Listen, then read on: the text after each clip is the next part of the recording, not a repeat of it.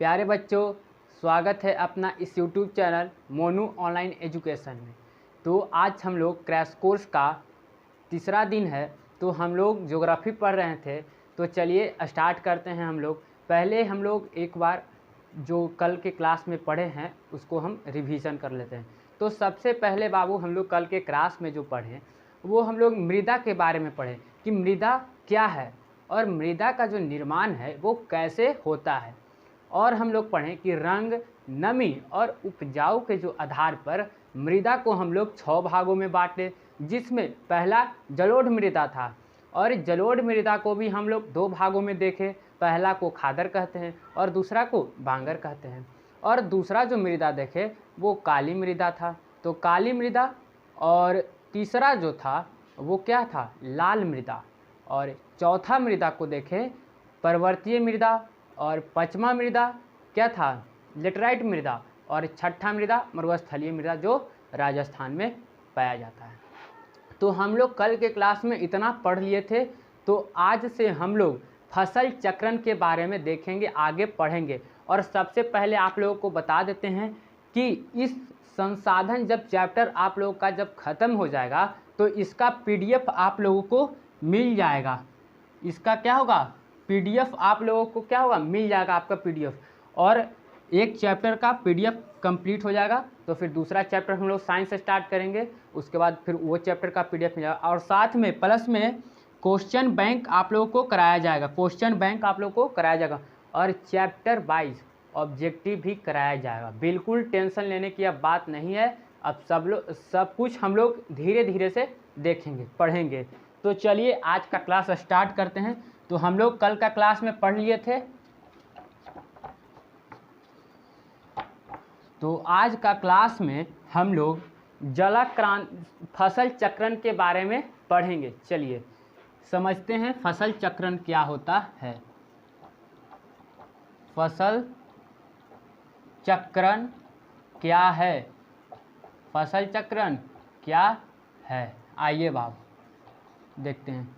बाबू देखो, फसल चक्रण जो है ना, क्या होता है कि एक ही उपजाऊ भूमि पर अगर हम लोग बदल बदल कर फसल जो उपजाते हैं तो इस पद्धति को, प्रक्रिया को क्या कहते हैं, फसल चक्रण कहते हैं। तो कहते हैं कि एक ही उपजाऊ भूमि, मान लीजिए कि ये उपजाऊ भूमि है, ठीक है, और एक ही उपजाऊ भूमि पर बदल बदल कर हम लोग क्या कर रहे हैं, फसल उपजा रहे हैं। कभी धान उपजा रहे हैं, तो कभी इस पे गेहूँ उपजा रहे हैं, तो कभी इस पे मूंग उपजा रहे हैं, कभी राहड़ उपजा रहे हैं। तो ये सब जो पद्धति है ना बाबू, एक ही उपजाऊ भूमि पर, इसी को क्या कहते हैं, फसल चक्रण कहते हैं। मान लीजिए कि ये उपजाऊ भूमि है, ये उपजाऊ भूमि है, और इस पे हम लोग कभी गेहूँ उपजाएं, कभी धान उपजाएं, कभी मूंग उपजाएं, कभी सरसों उपजाएं। तो ये जो पद्धति है ना, इसी को कहते हैं फसल चक्रण। क्योंकि जो बदल बदल कर फसल उपजाने की प्रक्रिया को फसल चक्रण कहते हैं। सिंपल सा बात है।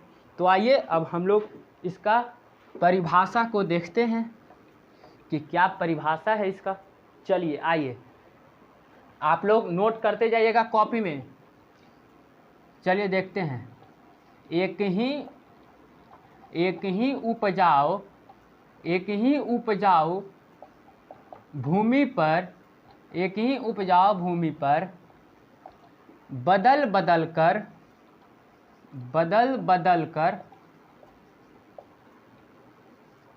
फसल उपजाने की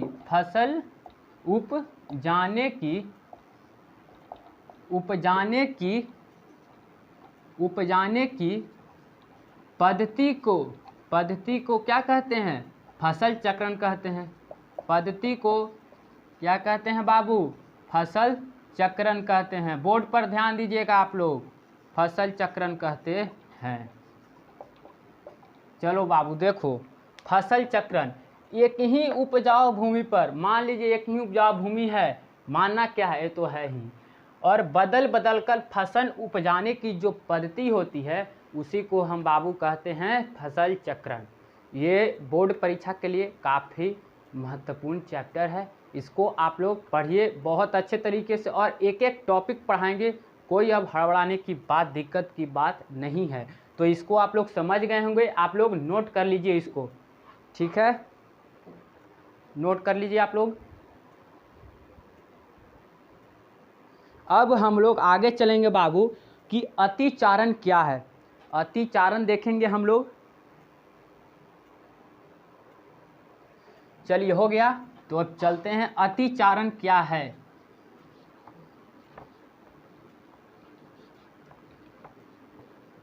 अतिचारण क्या है, अगला टॉपिक है अतिचारण क्या है। आइए, अतिचारण, अतिचारण क्या है, अतिचारण क्या है। आइए हम लोग देखते हैं अतिचारण क्या है।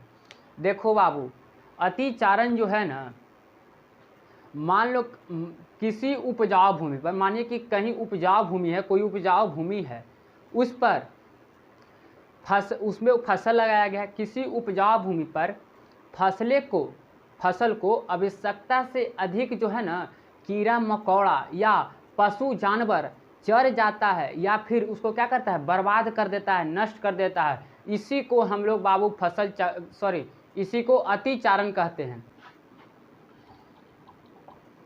किसी उपजाऊ भूमि पर आवश्यकता से अधिक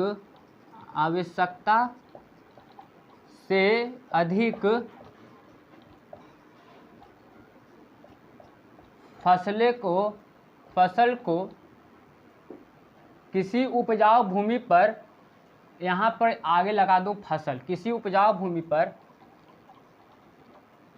फसल को आवश्यकता से अधिक चर जाता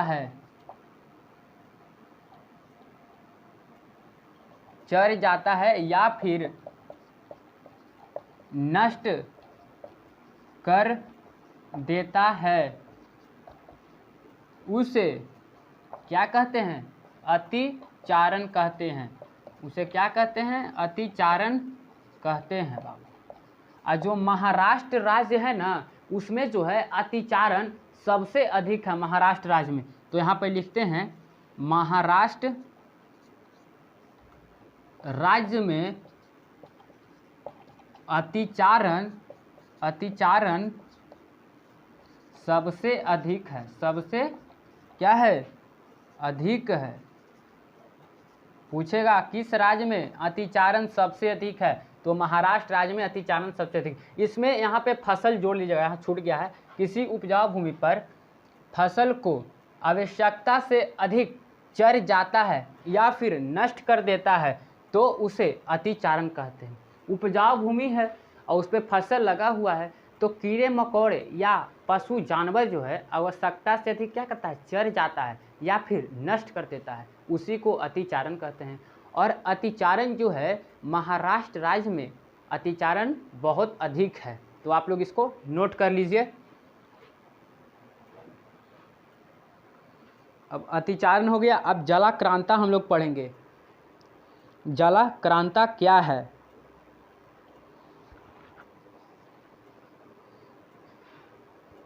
चलिए यहाँ हो गया। अब जलाक्रांता देखेंगे। जलाक्रांता क्या है और जलाक्रांता क्या है, और उसके बाद हम लोग आगे बढ़ेंगे। पहले देख लेते हैं जलाक्रांता। जलाक्रांता क्या है,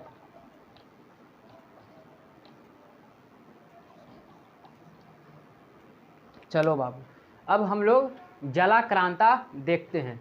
तो जलाक्रांता जो है किसी उपजाऊ भूमि पर, कोई उपजाऊ भूमि है, उस पे फसलें को आवश्यकता से अधिक जल या पानी, बात एक ही है, जल देकर सिंचाई करने पर वहाँ पर क्या होता है, जल जमा होता है। क्योंकि आवश्यकता से अधिक अगर हम फसल को जल देंगे तो जड़ के पास तो पानी जो है वो जम ही जाएगा। तो आवश्यकता से अधिक फसल को आवश्यकता से अधिक पानी देकर सिंचाई करने पर वहाँ पर जल जमा हो जाता है, जिसके कारण उसके उर्वरक शक्ति जो है मिट्टी का, वो क्या होता है, नष्ट होता है, ख़त्म हो जाता है, जिसे जलाक्रांता कहते हैं। मतलब सिंपल सा कहें कि फसल को आवश्यकता से अधिक पानी देकर उसकी सिंचाई करने पर वहाँ पे उर्वरक शक्ति जो है नष्ट हो जाता है, जिसे हम क्या कहते हैं, जलाक्रांता कहते हैं। आइए लिखते हैं जलाक्रांता। किसी उपजाऊ भूमि पर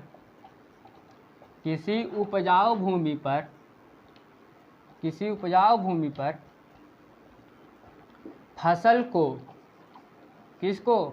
को आवश्यकता से अधिक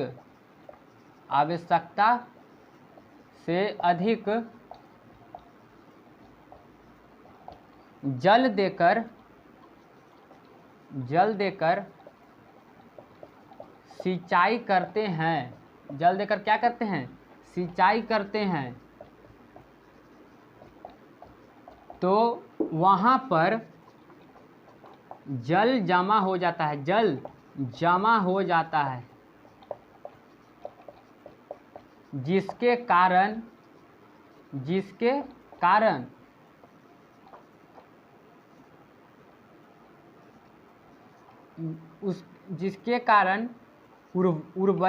जिसके कारण वहाँ पर उर्वरक शक्ति नष्ट हो जाती है, जिसे क्या कहते हैं, जिसे नष्ट हो जाती है, जिसे जलाक्रांता कहते हैं। और ये जलाक्रांता जो है पंजाब और हरियाणा राज्य में सबसे अधिक देखा जाता है। पंजाब और हरियाणा राज्य में सबसे अधिक है। देख लीजिए जलाक्रांता क्या है। किसी उपजाऊ भूमि पर फसल को आवश्यकता से अधिक जल देकर सिंचाई करते हैं, तो वहाँ पे क्या होता है, जड़ के पास जल जमा हो जाता है और वहाँ पर की जो मिट्टी का जो उर्वरक शक्ति है वो नष्ट हो जाता है, ख़त्म हो जाता है, जिसे जलाक्रांता कहते हैं। सिंपल सा बात है। और पंजाब और हरियाणा जो राज्य में जलाक्रांता सबसे अधिक है, तो आप लोग इसको नोट कर लीजिए।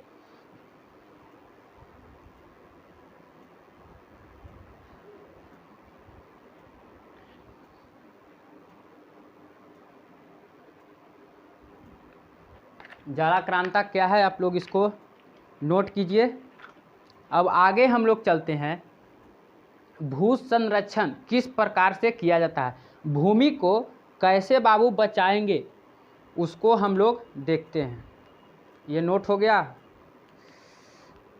भूमि को कैसे बचाएंगे, फिर भूमि कैसे बर्बाद हो रहा है उसको देखेंगे, क्या कारण है भूमि का बर्बाद होना उसको हम लोग देखते हैं। चलिए अब आगे बढ़ते हैं। काफ़ी इम्पोर्टेंट चैप्टर है बाबू, इसको पढ़ना बहुत ही ज़रूरी है, इससे ऑब्जेक्टिव सब्जेक्टिव सब आएगा। चलिए मिटाते हैं यहाँ पे। अब आगे चलते हैं, भू संरक्षण किस प्रकार से किया जाता है, भूमि को कैसे बचाया जाता है। भू संरक्षण में बचाना होता है, भूमि को कैसे बचा सकते हैं। आइए भू संरक्षण किस प्रकार से करेंगे।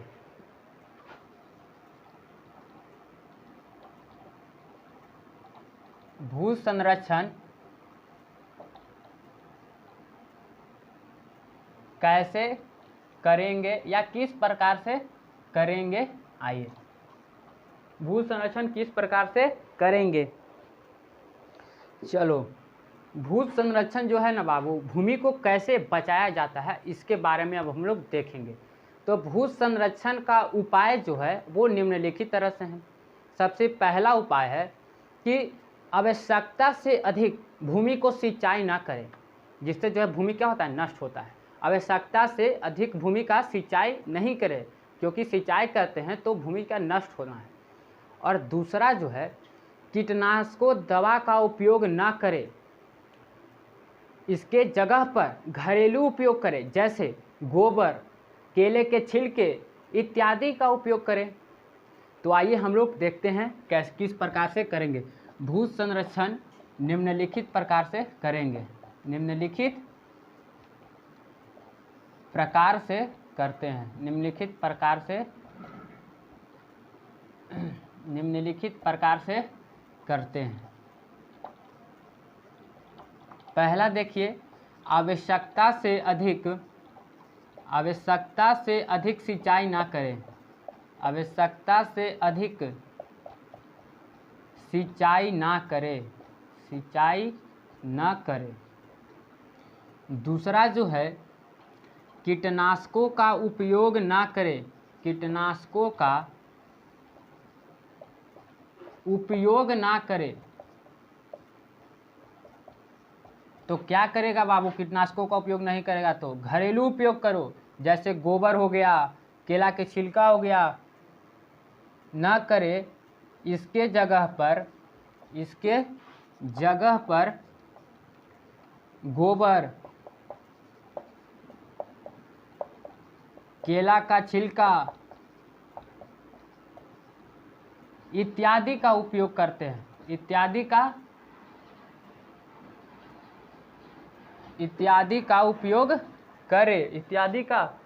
उपयोग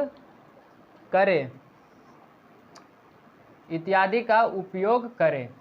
और बाबू तीसरा लिखते हैं कि समय समय पर भूमि की जुताई करते रहो, समय समय पर भूमि की जुताई करते रहो, ताकि उर्वरक शक्ति जो है मिट्टी का वो कायम रहे, उर्वरक शक्ति क्या रहेगा, कायम रहेगा। और चौथा पॉइंट लिखते हैं, उपजाऊ भूमि पर कचरे ना फेंके, उपजाऊ भूमि पर कचरे ना फेंके, कचरे ना फेंके। देखो बाबू, सबसे पहले तो भूमि को किस प्रकार से बचाया जाएगा, तो सबसे जो पहला पॉइंट है, आवश्यकता से अधिक सिंचाई नहीं करना है, सबसे पहला है, क्योंकि आवश्यकता से सिंचाई करते हैं तो जो भूमि है वो नष्ट हो जाएगा। और दूसरा जो है, कीटनाशकों का उपयोग ना करें, इसके जगह पर गोबर, केला का छिलका उपयोग करें। कीटनाशक दवा का उपयोग नहीं करना है, इसके जगह पर क्या करेंगे, घरेलू उपयोग करेंगे, जैसे गोबर हो गया, केला का छिलका हो गया इत्यादि बहुत कुछ उपयोग कर सकते हैं। और तीसरा पॉइंट जो है, समय समय पर भूमि की जुताई करते रहें, ताकि उर्वरक शक्ति जो है ना कायम रहेगा भूमि का। और चौथा जो है, उपजाऊ भूमि पर कचरे ना फेंके। अगर उपजाऊ भूमि पर आप कचरे फेंकेंगे तो भूमि क्या होगा, नष्ट हो जाएगा, उसका उर्वरक शक्ति क्या होगा, खत्म हो जाएगा। तो यही 4 पॉइंट है भू संरक्षण का, भूमि को किस प्रकार से बचाया जाएगा, नोट कर लीजिए आप लोग। अब हम लोग चलेंगे भूक्षरण, भूमि के कारण को लिखेंगे। भू संरक्षण के कारण भूमि जो है कैसे बर्बाद हो रहा है, अब उसको लिखेंगे। ये तो भूमि को बचाने का हो गया, अब भूमि को बर्बाद कैसे हो रहा है उसको देखेंगे। चलिए चलते हैं, क्वेश्चन लिखेंगे, भूक्षरण के कारण को लिखें, भूक्षरण के कारण को लिखें।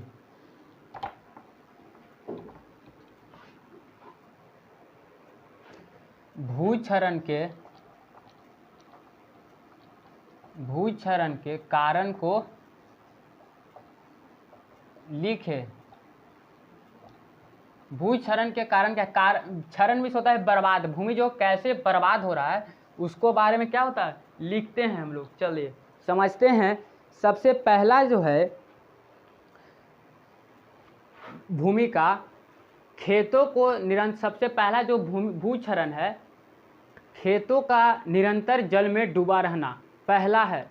जो खेत है ना बाबू, जल में डूबा रहने से क्या होता है, भूक्षरण होता है, कि भूमि जो है बर्बाद होता है, नष्ट होता है। तो पहला पॉइंट है कि खेतों को निरंतर जल में डूबा रहने से भूमि जो है बर्बाद होता है। और दूसरा जो पॉइंट है कि पवन और मिट्टी की कटाव से, पवन जो है हवा और मिट्टी की जो कटाव से, पवन और जल के कटाव से क्या होता है, मिट्टी जो है भूक्षरण होता है, बर्बाद होता है। और तीसरा पॉइंट देखेंगे कि क्या है, पशुओं के द्वारा अतिचारण, पशुओं के द्वारा क्या होता है, अतिचारण होता है। तो आइए हम लोग देखते हैं। अतिचारण आप लोग को अभी पढ़ाएं कि फसल को क्या करता है, नष्ट कर देता है या आवश्यकता से अधिक चर जाता है। तो पहला पॉइंट देखेंगे, भूक्षरण के कारण निम्नलिखित हैं। क्या है, निम्नलिखित हैं, निम्नलिखित हैं। पहला हम लोग देखते हैं, पहला जो पॉइंट है, खेतों का निरंतर जल में डूबा रहना, खेतों का निरंतर जल में डूबा रहना, डूबा रहना पहला पॉइंट है, खेतों का निरंतर जल में डूबा रहना। और दूसरा पॉइंट लिखते हैं, पवन और जल के कटाव से क्या होता है, भूक्षरण होता है, बर्बाद होता है भूमि। अब हम लोग चलेंगे पशु के द्वारा अतिचारण, पशु के या कीड़े मकोड़े के द्वारा अतिचारण, पशु के द्वारा अतिचारण होता है भूमि का, समझे, अतिचारण। ये जो 3 पॉइंट है आप लोग नोट कर लीजिए। ये क्या है, भूक्षरण के कारण है, काफ़ी इंपॉर्टेंट है। पहला जो है भूक्षरण, भूमि जो कैसे बर्बाद हो रहा है, क्या कारण है बर्बाद होने का। पहला, खेतों का निरंतर जल में डूबा रहना, खेत जो है अगर जल में डूबा रहता है तो उसका उर्वरक शक्ति क्या होगा, नष्ट हो जाएगा, भूमि बर्बाद हो जाएगा।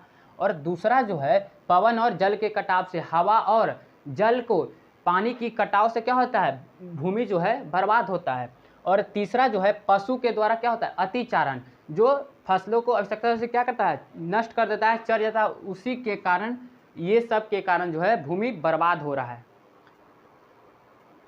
इसको नोट कर लीजिए। अब हम लोग आगे चलते हैं। जल 2 स्टार है पहले, उसको हम लोग लिख लेंगे, इसी में नीचे लिख लेते हैं। सबसे पहला स्टार है कि सोपानी कृषि जो है, सोपानी कृषि है जो उत्तराखंड राज्य में क्या है, प्रचलित है। तो आइए लिखते हैं, सोपानी कृषि, सोपानी कृषि, सोपानी कृषि ऑब्जेक्टिव में पूछता है, 1 नंबर में क्वेश्चन बैंक में पूछा है। सोपानी कृषि उत्तराखंड राज्य में क्या है, प्रचलित है, प्रचलित है। अब बाबू एगो और स्टार है जो ऑब्जेक्टिव में पूछता है कि एंड्रीन रसायन के प्रयोग से मेढक के जो प्रजनन क्षमता होता है उसमें क्या होता है, कमी आई है। किस रसायन के प्रयोग से, एड्रीन के रसायन के प्रयोग से मेढक के प्रजनन क्षमता में क्या होता है, कमी आई है। तो आप लोग इसको नोट कर लीजिए, लिखिए, एंड्रीन रसायन के प्रयोग से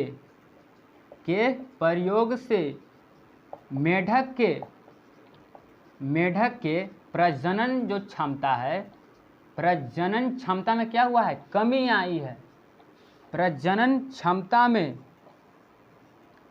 कमी आई है। ये 2 स्टार है, काफ़ी महत्वपूर्ण है एग्जाम की दृष्टि से, और प्रीवियस क्वेश्चन बैंक में पूछा भी है, तो आप लोग इसको नोट कर लीजिएगा।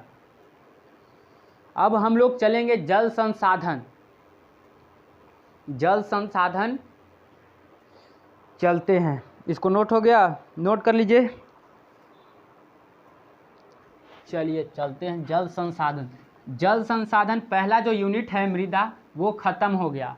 अब दूसरा यूनिट है जल संसाधन, उसके बाद फिर वन संसाधन चलेंगे, उसके बाद फिर खनिज लवण पर चलेंगे, चौथा यूनिट है।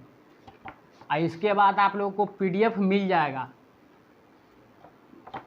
चलिए चलते हैं, जल संसाधन दूसरा यूनिट है, जल संसाधन।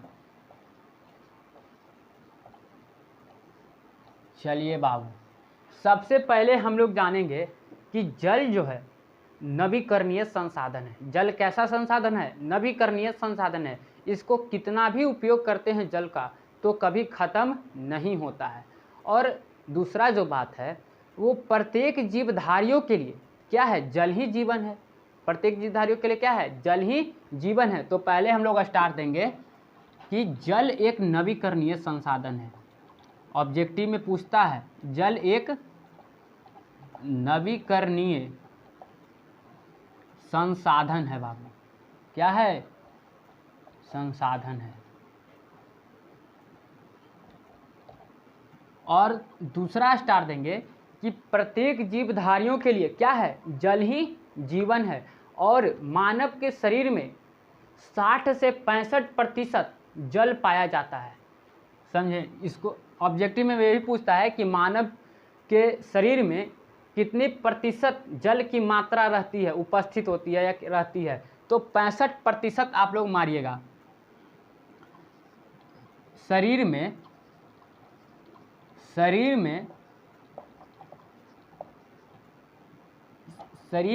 60 से 65% भाग जल रहता है। शरीर में 60 से 65% भाग क्या रहता है? जल रहता है। समझे? शरीर में कितना प्रतिशत जल रहता है? 60 से 65% रहता है। और पृथ्वी की 3/4 हिस्से में 71% जो है जल से क्या है? घिरा है। पृथ्वी की 3/4 जो भाग है उसमें 71% जल से क्या है? घिरा हुआ है। आइए लिखते हैं। पृथ्वी की 3/4 भाग 3/4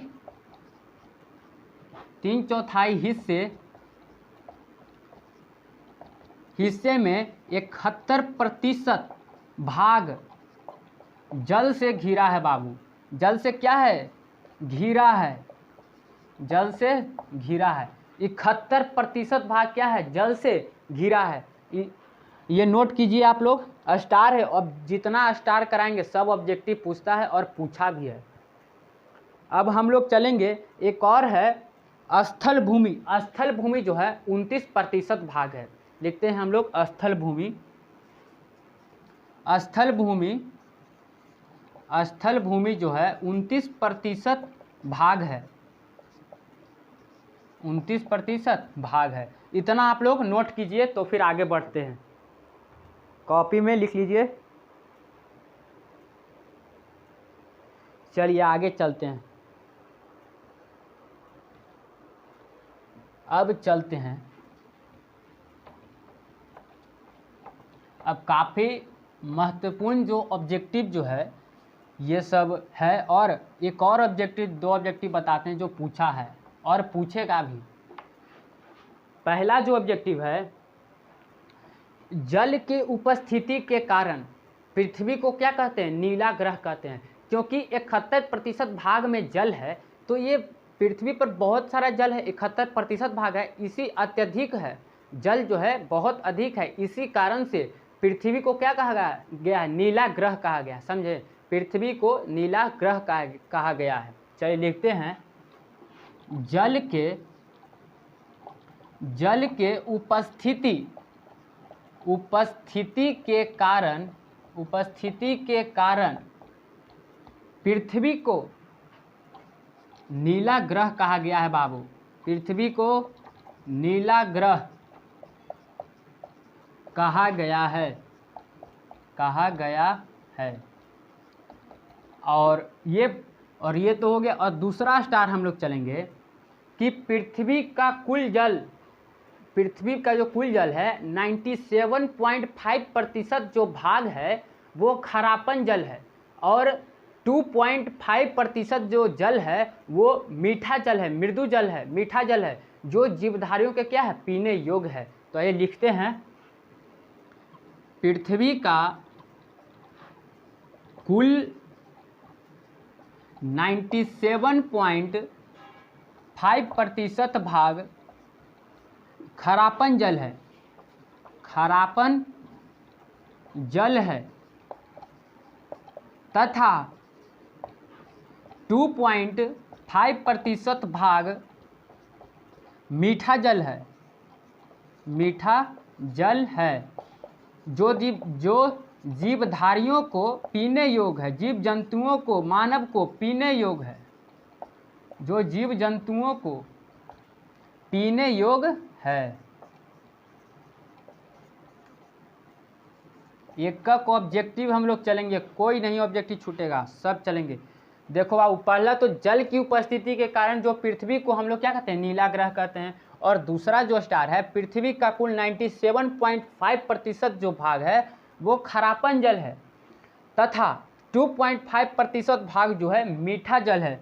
मीठा जल है जो जीव जंतुओं को पीने योग्य है, जीवधारियों को क्या पीने योग्य है। इसको आप लोग नोट कर लीजिए। अब हम लोग आगे चलेंगे, जो इसी स्टार में अभी आगे चलेंगे। तो सबसे पहले हम लोग चलेंगे, ये नोट हो गया, अब इसको मिटा देते हैं। अब पेड़ पौधा में चलेंगे कि पेड़ पौधा में जल जो है कितना प्रतिशत रहता है और पाया जाता है। बात एक ही है, कहने का सिर्फ अलग अलग तरह से। चलिए, पेड़ पौधा में जो है, पेड़ पौधा में 99% भाग जल होता है पेड़ पौधा में। तो ये लिखते हैं, पेड़ पौधों में 99% भाग जल रहता है, जल रहता है। और जल का देखते हैं कि अत्यधिक जल होने पर बाढ़ की संज्ञा देते हैं या बाढ़ कहते हैं। अत्यधिक जब जल हो जाता है तो क्या कहते हैं, बाढ़ कहते हैं, बाढ़ आ गया। और कम जल होने, अगर कम जल होने पर हम लोग क्या कहते हैं, सुखाड़ है। तो लिखते हैं, अत्यधिक जल होने पर बाढ़ की संज्ञा देते हैं, बाढ़ की संज्ञा देते हैं या बाढ़ कहते हैं। और कम जल होने पर, कम जल होने पर सुखाड़ कहते हैं बाबू। सुखाड़ की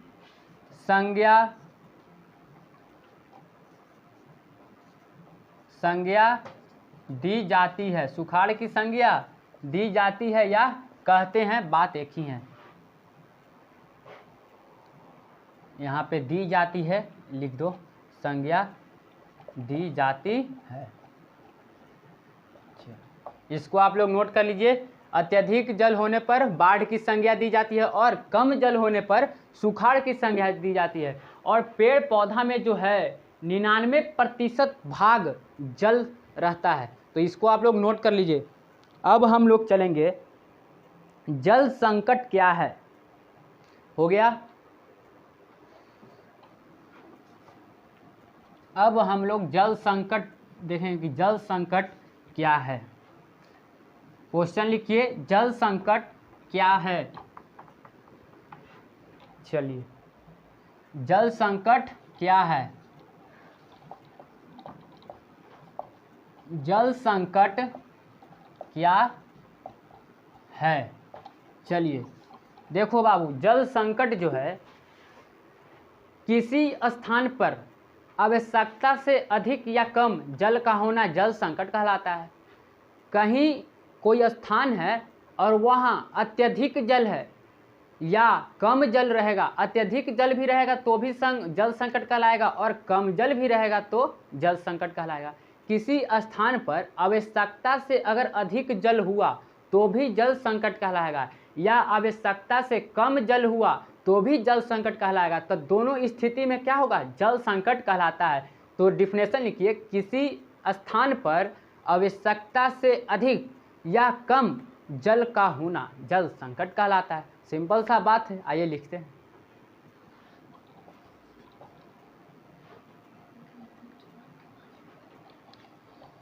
किसी स्थान पर किसी स्थान पर आवश्यकता लिखिए, आवश्यकता से अधिक या कम जल का होना क्या कहलाता है बाबू? जल संकट कहलाता है। जल संकट कहलाता है। जल संकट कहलाता है। तो जल संकट जो है किसी स्थान पर आवश्यकता से अधिक भी जल होगा या आवश्यकता से कम भी जल होगा, तो दोनों स्थिति पर जल संकट कहलाएगा। इसको नोट कर लीजिए। आगे चलेंगे अब हम लोग, भारत में नदियों से जल के प्रदूषित होने का क्या कारण है, यहाँ पे चलेंगे। हो गया यहाँ पे। चलिए अब हम लोग आगे चलते हैं। आप लोग क्वेश्चन लिख लीजिए। हम बोलते हैं भारत में नदियों के जल प्रदूषित होने का क्या कारण है। तो लिखिएगा कि भारत में नदी, क्वेश्चन लिखिए, भारत में नदियों के जल के प्रदूषित होने का क्या कारण है। किस कारण से जो नदियां हैं उसका जल प्रदूषित हो रही है। तो सबसे पहला हम लोग चलेंगे, सबसे पहला हम लोग उपयोग चलेंगे। चलिए घरेलू, पहला उपयोग चलते हैं हम लोग।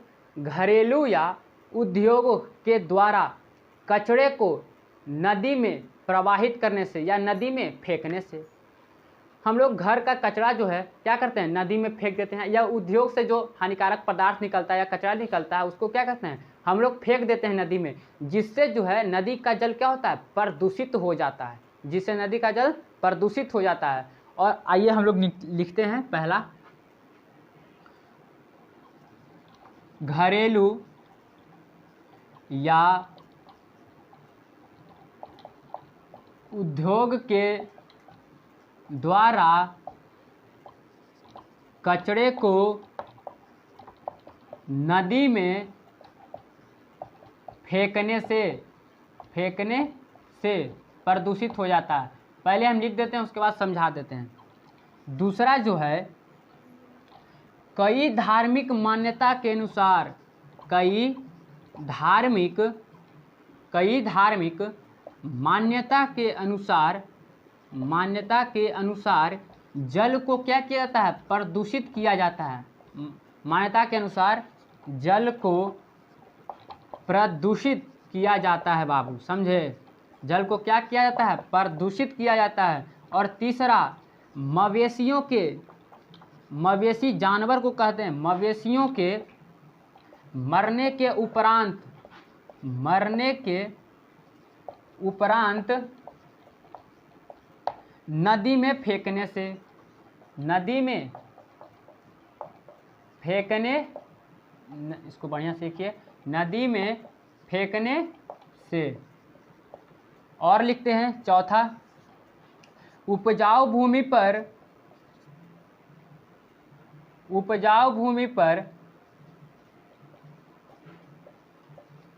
कचरा फेंकने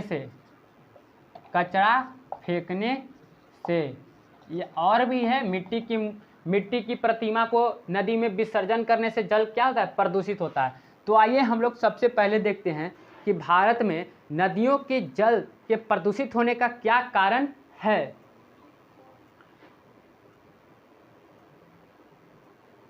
चलिए बाबू आइए देखते हैं हम लोग। सबसे पहले जो कारण है, घरेलू या उद्योग के द्वारा कचरे को नदी में फेंकने से। घरेलू जो उपयोग होता है उसके जो हानिकारक जो पदार्थ यह निकलता है, या उद्योग के द्वारा जो निकलता है कचरा, उसको क्या करते हैं हम लोग नदी में फेंक देते हैं, जिसके कारण से क्या होता है, नदी का जल जो है वो प्रदूषित हो जाता है, समझे। और दूसरा पर हम लोग चलते हैं, कई धार्मिक मान्यता के अनुसार जल को प्रदूषित किया जाता है।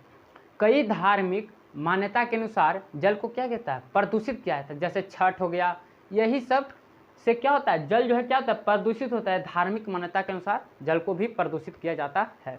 अब तीसरा पॉइंट चलेंगे, मवेशियों के मरने के उपरांत नदी में फेंकने से। आप लोग देखे होंगे कि जानवर जब मर जाता है तो कहीं कहीं नदी में फेंक देता है, तो जिससे क्या होता है, जल जो है प्रदूषित हो जाता है। और चौथा पॉइंट जो है, उपजाऊ भूमि पर कचरे ना फेंके। जो है बाबू, उपजाऊ भूमि पर कचरे ना फेंके।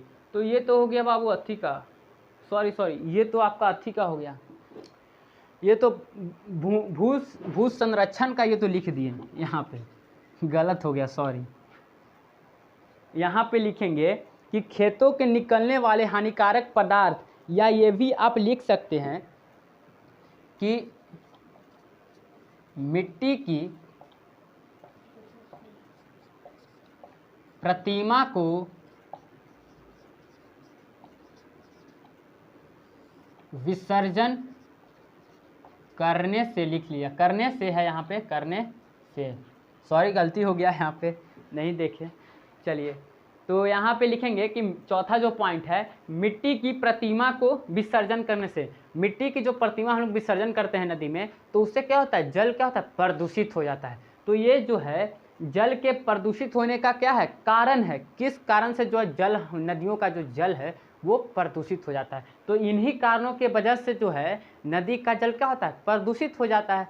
तो आप लोग इसको नोट कीजिए। फिर हम लोग जल का उपयोग देखते हैं कि जल का जो उपयोग है कहाँ कहाँ करते हैं और किस प्रकार से करते हैं। आप लोग इसको देख लीजिए।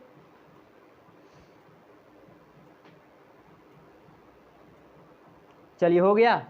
चलिए, अब हम लोग क्वेश्चन लिखिए, जल का उपयोग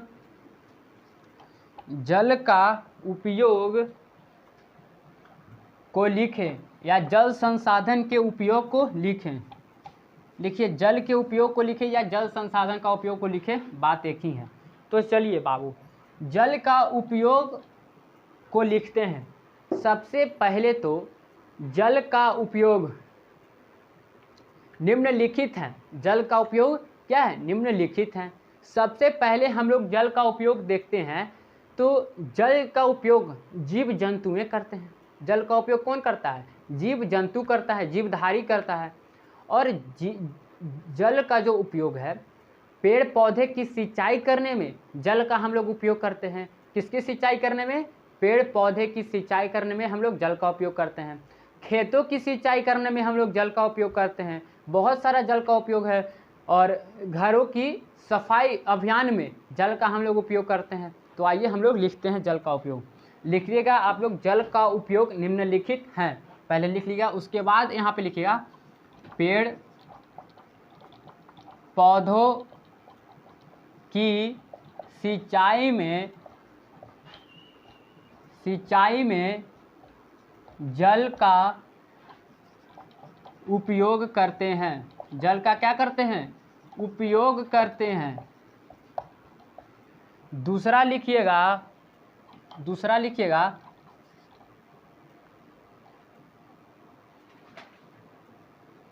खेतों की सिंचाई करने में जल का उपयोग करते हैं। तीसरा पॉइंट लिखिएगा, जल का उपयोग जीव जंतुएं करते हैं। जल का उपयोग जीव जंतुएं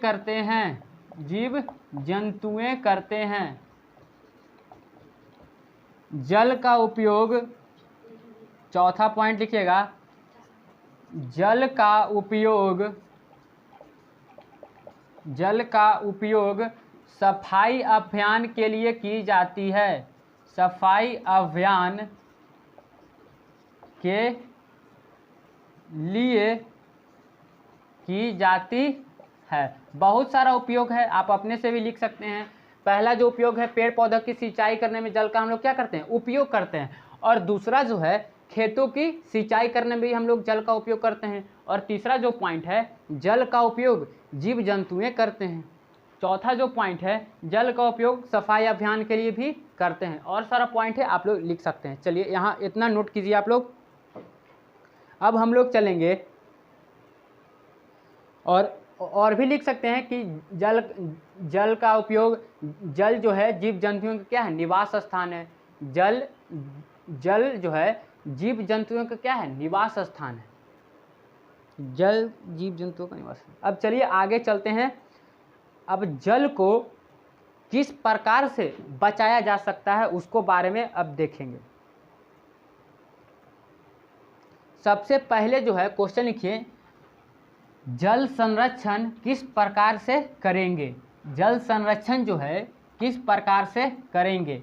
तो सबसे पहले जो जल संरक्षण का उपाय निम्नलिखित हैं, या जल संरक्षण को निम्नलिखित उपाय से किया जा सकता है। तो पहला हम लोग लिखेंगे कि वर्षा जल को संग्रह करना। मतलब वर्षा का जो जल होता है ना बाबू, उसको हम लोग संग्रह करते हैं और उसी से हम लोग क्या करते हैं, उसका उपयोग करते हैं। तो पहला लिखते हैं, वर्षा जल को संग्रह करना। संग्रह करना या संचय करना एक ही है। संग्रह करना, जमा करना मतलब। और दूसरा हम लोग देखते हैं कि भूमिगत जल का पुनः आपूर्ति करना।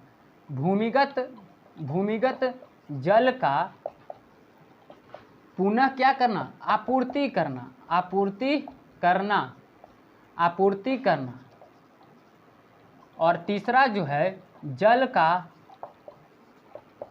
चक्रीय उपयोग करना। जल का चक्रीय उपयोग करना। ये सब क्या है, जल संरक्षण का उपाय है। जल को हम बचा सकते हैं। तो आइए सबसे पहले जो है किस प्रकार से जल को हम बचाएंगे। जो पहला है, वर्षा जल को संग्रह करके, वर्षा का जो जल होता है उसको हम लोग संग्रह करके क्या करते हैं, जल को बचाते हैं। दूसरा जो है बाबू, भूमिगत जल का पुनः आपूर्ति करते हैं। जो भूमिगत जल है उसका क्या कहते हैं, पुनः आपूर्ति करते हैं। तो उससे क्या होता है, जल बचता है। और तीसरा जो है, जल का चक्रीय उपयोग करते हैं हम लोग। जल का पुनः चक्रीय उपयोग करते रहते हैं तो क्या होता है, जल बचता है, जल संरक्षण होता है। तो इसको आप लोग नोट कर लीजिएगा। चलिए अब हम लोग आगे चलते हैं। अब हम लोग चलते हैं आगे।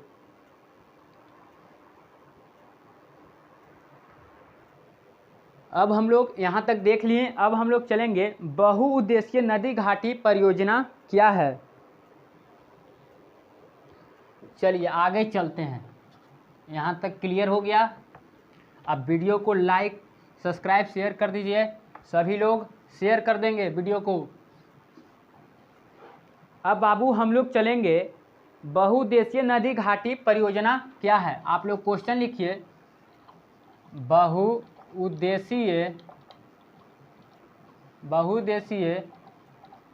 नदी घाटी परियोजना क्या है। बहुउद्देशीय नदी घाटी परियोजना क्या है, हम लोग चलते हैं। देखो अब बहुउद्देशीय नदी घाटी परियोजना क्या है। तो नदी घाटी में शामिल सभी लाभों को प्राप्त करने के लिए जिस परियोजना का जो निर्माण किया जाता है ना, उसी को हम लोग क्या कहते हैं, नदी घाटी परियोजना कहते हैं। सिंपल बात है कि नदी घाटी में शामिल सभी लाभ को हम लोग प्राप्त करने के लिए जिस परियोजना का निर्माण किया जाता है उसे हम लोग कहते हैं बहुउद्देशीय नदी घाटी परियोजना। अभी आपको समझ में नहीं आया होगा कि किस लाभ को हम लोग प्राप्त करेंगे।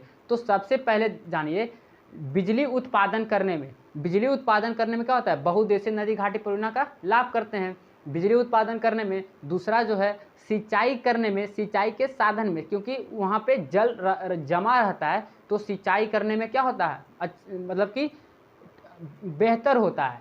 और तीसरा जो है, रोजगार को बढ़ावा देने में, जो रोजगार है उसको क्या करता है, बढ़ावा देने में। और तीसरा जो है, पर्यटन क्षेत्र को क्या करता है, बढ़ावा देता है। घूमने वाला जो जगह ये सब है उसको क्या करता है, बढ़ावा देता है। तो चलिए आगे हम लोग देखते हैं, बहुउद्देशीय नदी घाटी परियोजना क्या है। तो लिखते हैं, नदी घाटी में शामिल सभी लाभों को सभी लाभों को प्राप्त करने के लिए, क्या करने के लिए, प्राप्त करने के लिए जिस परियोजना का निर्माण किया जाता है, जिस परियोजना का निर्माण होता है ना बाबू, उसी को कहते हैं, जिस परियोजना का निर्माण होता है उसी को क्या कहते हैं, नदी घाटी परियोजना कहते हैं। बात सिंपल है, परियोजना का निर्माण होता है उसे नदी घाटी परियोजना कहते हैं। आप लोग को सिर्फ समझना है, समझ जाइएगा तो आप अपने आप लिख दीजिएगा डिफिनेशन कोई भारी नहीं है कि आप लोग से नहीं लिखाएगा। और आप SST जो सब्जेक्ट है ना बाबू, समझने का चीज़ है, क्योंकि आप रटिएगा ना तब भुला जाइएगा, और समझ ले रहिएगा तो नहीं भुला पाइएगा। एकदम एग्ज़ाम तक आपको ज़िंदगी भर याद रहेगा। सिर्फ आपको समझना है, सिर्फ कॉन्सेप्ट को देखना है कि किस तरह से क्या समझा रहे हैं, उसको सिर्फ आपको पकड़ना है। और डिफिनेशन तो अपने आप लिख दीजिएगा, इसी तरह से और तरह से भी डिफिनेशन लिखाएगा, सिर्फ आपको समझने का देरी है। तो देखिए बहुउद्देशीय नदी घाटी परियोजना क्या है, तो देखते हैं। नदी घाटी में शामिल सभी लाभों को प्राप्त करने के लिए, हम लोग को सभी लाभों को प्राप्त करने के लिए जिस परियोजना का जो निर्माण होता है उसी को क्या कहते हैं, नदी घाटी परियोजना। जैसे आप लोग को बताए हैं, सिंचाई के साधन में, सिंचाई करने में, पर्यटन क्षेत्र को बढ़ावा देने में, रोजगार को बढ़ावा देने में, ये सबको बताए हैं, बिजली उत्पादन करने में, ये सब क्या है, लाभ है। इससे क्या होता है, लाभ मिलता है। नदी घाटी परियोजना से हम लोग लाभ लेते हैं, इसी को नदी घाटी परियोजना कहते हैं।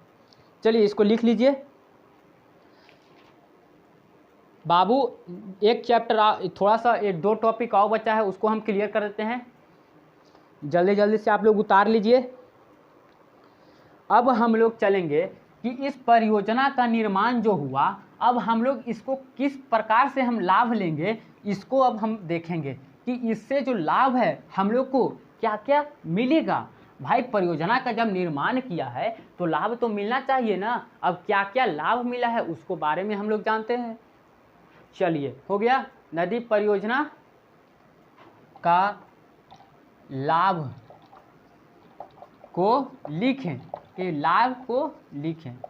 अब लाभ, परियोजना का जब निर्माण हुआ है तो हम लोग लाभ लेंगे। तो सबसे पहला जो है बिजली उत्पादन करने में, इस परियोजना का निर्माण जो हुआ है तो हम लोग क्या करेंगे, बिजली उत्पादन करने में, बिजली उत्पादन करने में बाबू। दूसरा जो है पर्यटन क्षेत्र को बढ़ावा देने में, पर्यटन क्षेत्र को बढ़ावा देने में, बढ़ावा देने में। तीसरा जो है बाबू रोजगार को बढ़ावा देने में, रोजगार को बढ़ावा देने में, बढ़ावा देने में। और चौथा जो है सिंचाई करने में, सिंचाई करने में। ये सब में क्या है, ये सब बहुउद्देशीय नदी घाटी परियोजना से क्या है, लाभ है। और चौथा और पांचवा भी हम लोग देखें, नहरों के द्वारा यातायात की क्या होती है, सुविधा होती है। नहरों के द्वारा यातायात की क्या होती है, सुविधा मिलती है, सुविधा होती है। तो आप लोग इतना देखिए, जो बहुउद्देशीय नदी घाटी का जो निर्माण हुआ तो उससे हम लोग लाभ प्राप्त किए। अब हम लोग कौन कौन सा लाभ प्राप्त कर लें, अब हम लोग वो देखेंगे। तो सबसे पहले हम लोग लाभ लेंगे बिजली उत्पादन करने में। बिजली उत्पादन करने में बाबू हम लोग इसका क्या करते हैं, उपयोग करते हैं, इसका लाभ लेते हैं हम लोग। और दूसरा जो है पर्यटन क्षेत्र को क्या करता है, बढ़ावा देने, जो घूमने का क्षेत्र होता है उसी को क्या करता है, बढ़ावा देने में। और तीसरा जो है रोजगार को बढ़ावा देने में। और चौथा जो है सिंचाई करने में, सिंचाई करने में इसका क्या कहता है, हम लोग लाभ करते हैं। और चौथा जो है नहरों के द्वारा यातायात की क्या होती है, सुविधा होती है। नहरों के द्वारा यातायात की क्या होती है, सुविधा होती है। तो ये क्या था, बहुउद्देशीय नदी घाटी परियोजना का लाभ था। ये आप लोग नोट कर लीजिए। अब और एक टॉपिक और बचा है, अंतर्राष्ट्रीय जल विवाद क्या है। पहले ये टॉपिक को आप लोग लिख लीजिए। चलिए अब हम लोग एक टॉपिक और देखते हैं, जल्दी से इसको कवर कीजिए। चलिए, हो गया।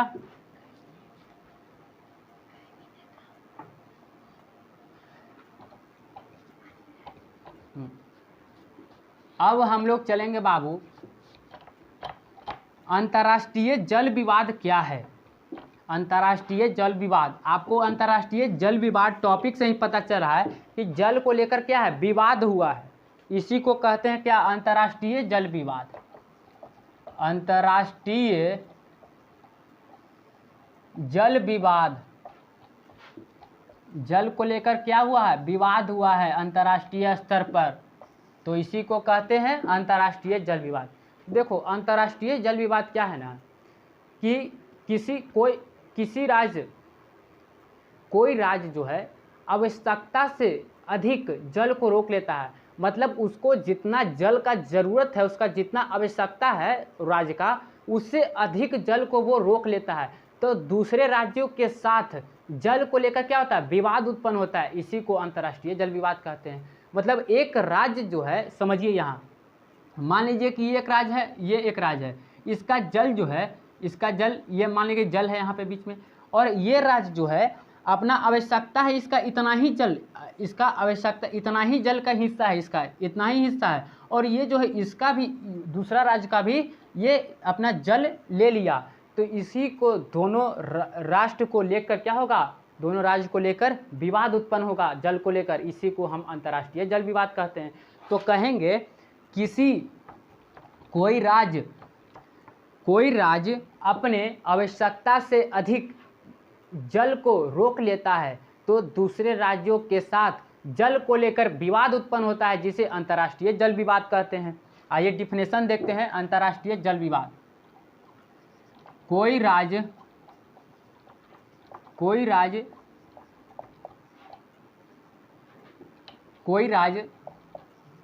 किसी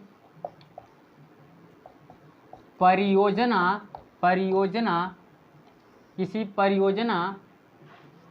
के द्वारा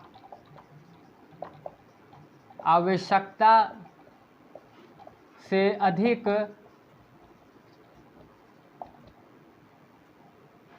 अपने हिस्से का जल रोक लेता है, तो दूसरे राज्यों के साथ जल को लेकर, किसको लेकर, जल को लेकर क्या होता है, विवाद उत्पन्न हो जाता